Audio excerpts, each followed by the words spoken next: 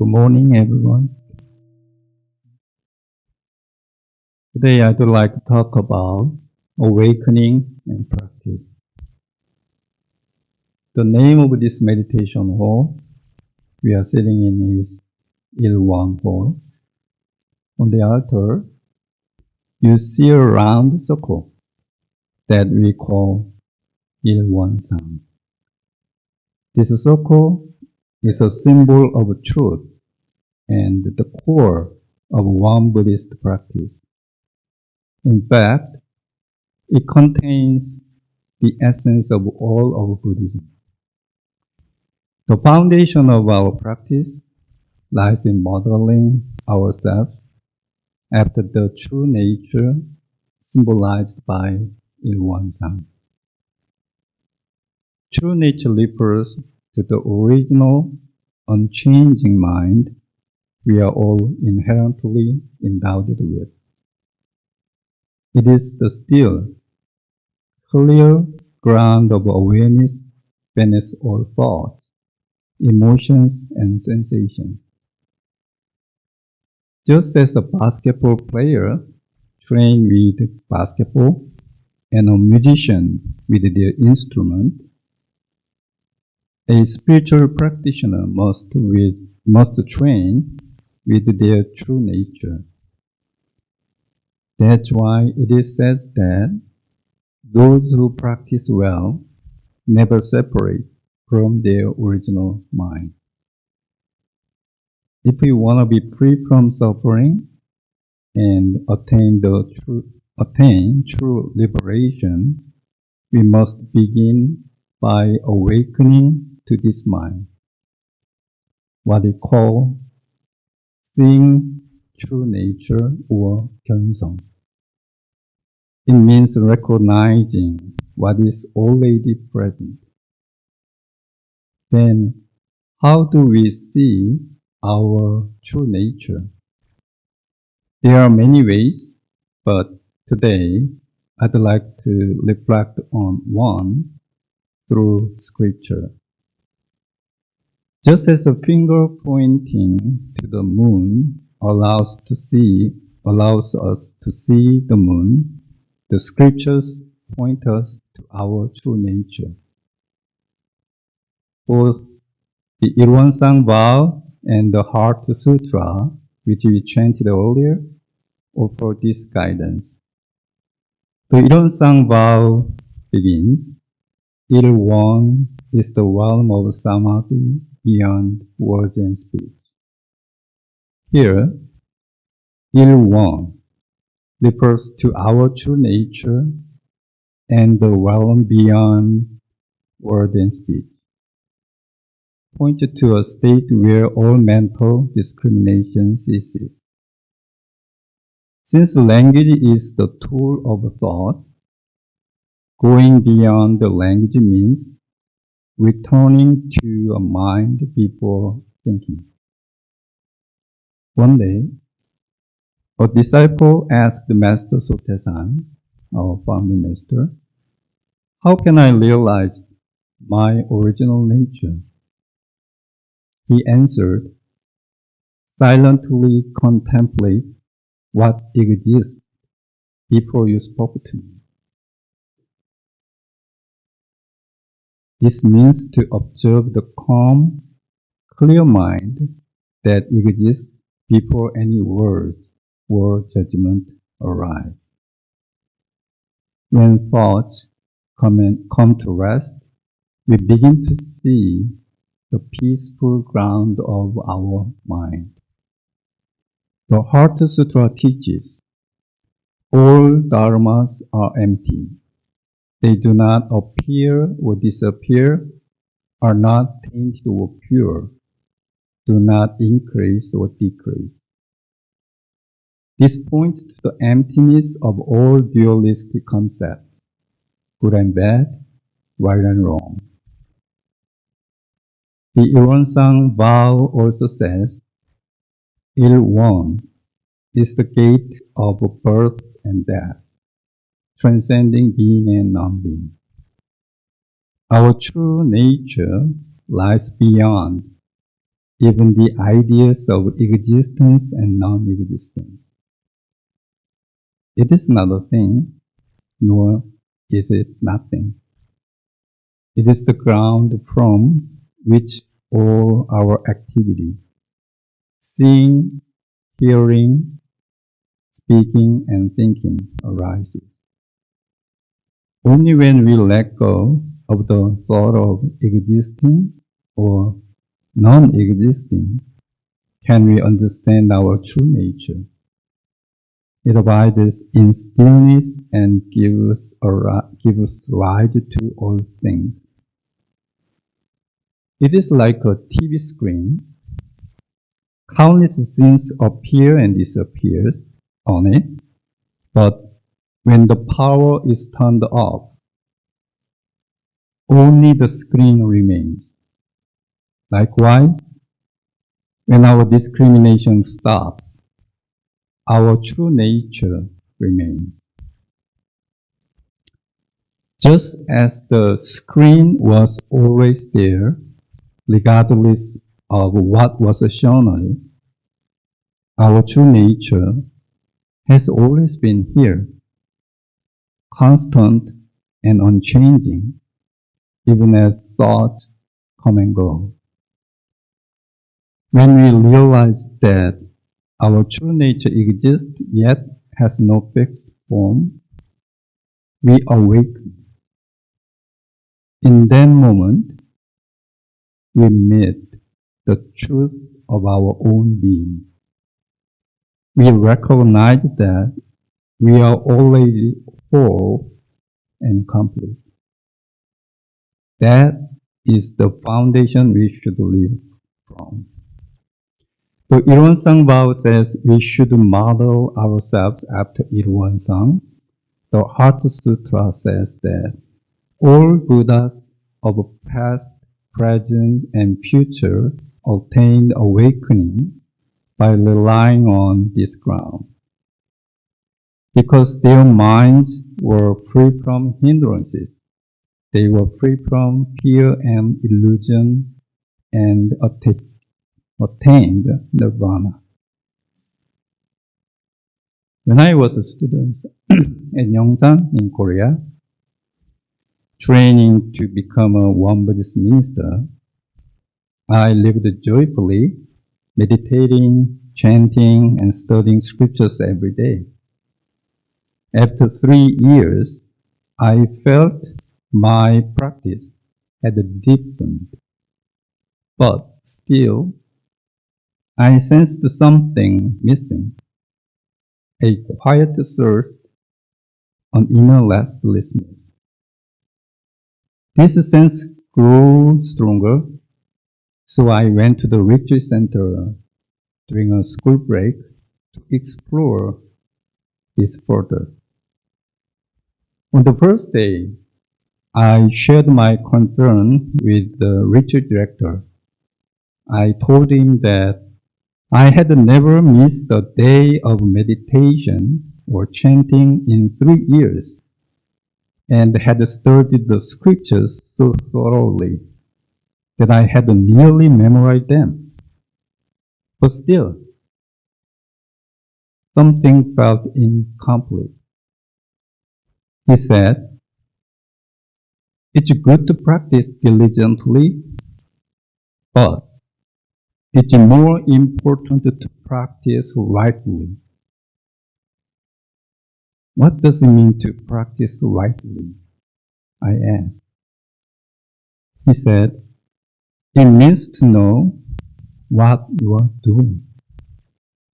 So let me ask, who is the one asking this question right now? Isn't that the same one who is chanting, meditating, and studying the scripture? So, what is that? I had no words. In that moment of silence, I found my answer. It was like holding a candle while searching for something. And then a teacher comes and blows out the flame. In the sudden darkness, I stopped searching outward and finally turned inward and met the one who had been seeking all along. When nothing can be seen in darkness, what still exists? When all mental activities stop, what remains? Right now, you are listening to me, but what is that listens? There is clearly listener, but we cannot name it. To realize that listener is to awaken to your true nature. Are you aware of that listener right now? Right at this moment? If you are, then you are seeing your true nature. When you see it clearly, we say that you are awakened. But awakening is not the end. We must continue practicing so we don't lose that awareness in our daily life. As we live more and more from this ground, it becomes familiar. Practice means living from this foundation of true nature. Even as thoughts and emotions rise and fall, we continue training to dwell in this stillness underneath, right here and right now. So, how do we live from our true nature in daily life?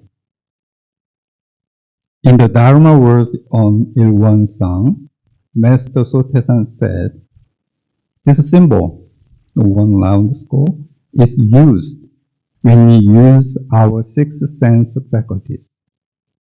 The eyes, ears, nose, tongue, body, and mind. This means our true nature is the subject operating through the six senses.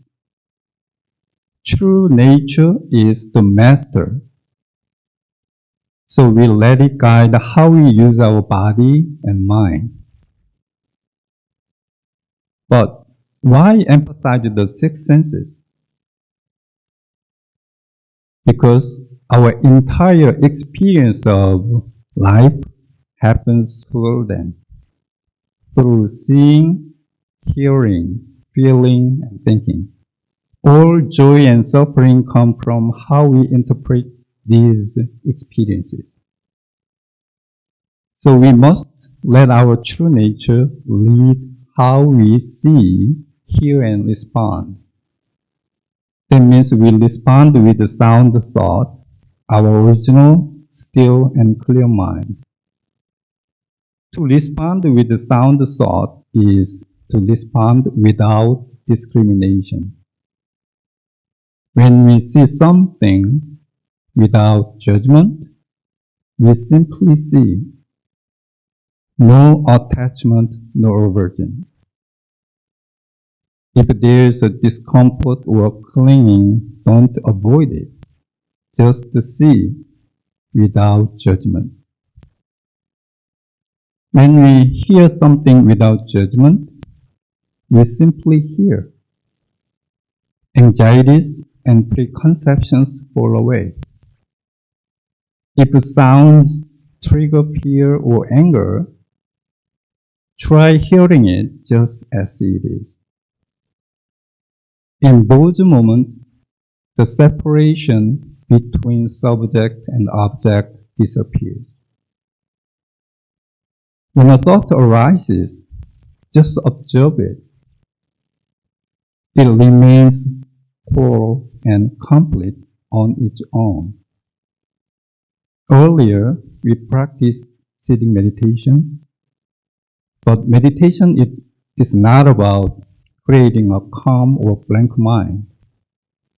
Our principal book says, seated meditation is a practice that in the mind calms deluded thoughts and manifests the true nature. We practice because the original sound mind already exists. At the beginning of meditation, we return to the mind before any thought arises, calm and awake. But we get distracted by drowsiness or mental chatter. So we simply notice it. When we become sleepy, we open our eyes to refresh ourselves. When a thought arises, we watch it without adding more thought. This is how we begin to experience mental stillness and inner freedom. But it's not always easy to release judgment amid seeing, hearing, and thinking. That's why we practice. Meditation is this very training. Over time, it gives us the strength to enter the Pure Land and even transcend life and death. But we cannot simply live by letting go all the time. We are not inanimate like stone. We need the thoughts to fulfill our responsibilities and duties. Without thinking, we can't function in the world. So we must discern what to do and not what to do. We must think clearly and act wisely. Even when driving, we need to judge when to stop and when to go. But the question is, do we think with stillness or just from our habit?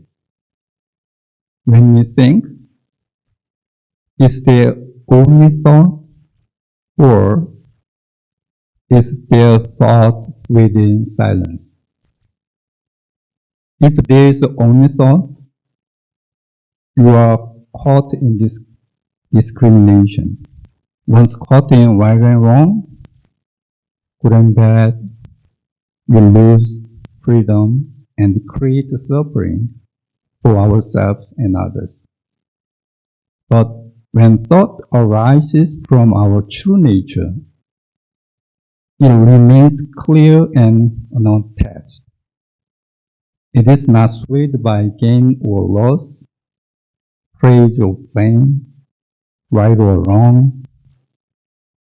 Such thoughts don't leave any residue in the mind. They benefit both self and others. After meditation, we chant, stress. We used our eyes to read and our mouth to recite. But was there only sound or also the still space behind the sound? Even when we chant silently in our mind, we can feel the spacious stillness from which thought arises. When we observe that quiet space before thoughts form, we see that discrimination arises, but without clinging. In Won Buddhism, we always begin with a moment of silence before action, to return to the quiet, empty mind before engaging in an activity. Otherwise, we are swept up in habitual thinking and behavior. Let me share a bit about how this looks in my own daily life. I've been working here at One Dharma Center for 7 years now. Almost every day, I live a very full and busy life. From morning until I go to bed at night, I'm often active with little time to rest. There's a volunteer named William, who visits our center regularly. He's there. Whenever I pass by him, I often say, I'm busy. So now, whenever he sees me, he smiles and says, are you busy again? It becomes our little joke.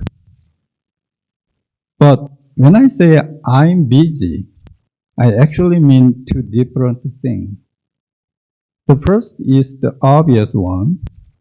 I am busy taking care of my responsibilities and trying not to fall behind on my tasks. But that's only one side of the story. The deeper meaning is this. While I go about my tasks, I try to stay centered in the still, empty mind. I stay busy, making sure that this awareness stays at the heart of everything I do. This inner stillness must come first. Only then does the work go smoothly. And once it's done, there's no lingering attachment or regret. But if I move through my day without that foundation, I sometimes make mistakes. Even if the work gets done, I might find myself feeling pride or getting caught in lingering thought about it. That's why before I begin anything, I try to become like an empty space, open, clear, and calm. Then I carry out each task from that place. That's kind of business I want to keep practicing. One day, a disciple asked Master Sotaesan, what kind of mind should I have at the moment of death? He answered, sound thought. Sound thought. Even in the face of the most fearful and lonely moment, we are told to hold on only to the still, empty mind. Why? Because everything else is impermanent. When breath stops, the body, wealth, name, and even loved one dissolved like smoke in the air. If we clinging to them, our mind becomes stuck. We suffer. If we want to be free from suffering caused by judgment and attachment, we must awaken to our true nature, which is free from both. And right in this moment, our true nature should be leading our six senses. Stillness should be at the center of our mind. From that quiet, empty core, even when thoughts arise, they carry no cling. If we wish to let go, we can. We gain the freedom of mind. This is why we gather here in Ilwan Hall to sit in meditation, chant the Ilwansang Vow and Heart Sutra, and reflect on the essential dharmas of daily practice. so that we may confirm that we are already complete and full, and live from that sound mind. May we all live from this place, using our six senses, without losing touch with our true nature, and become free from suffering. Thank you for listening.